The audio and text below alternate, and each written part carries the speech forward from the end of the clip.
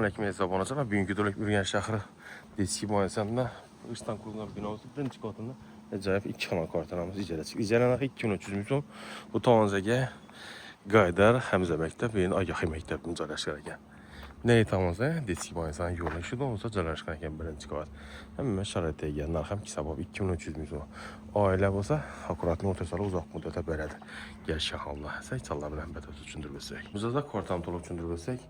Birinci kavat, 2 kanal ekan, acayip. Narxanan mas xullasız ekan buradı. Köçələr qəsən görətdim, neçə Allah bilən olsaq. Mehmanxanamız, mehmanxananın dövdəyinə. Acayip, giləmlə taşırıq, ayaqdaya taxta pol. 2 də kanallarını işlət tutdu, xullas.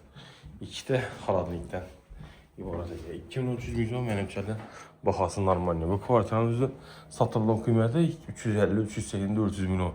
Bankaya qoysan, biraz pul boladı. Mülkiyə gəlinən tam mən ilacı varsa icələ koyum, canı satıb bankaya koydum yanına.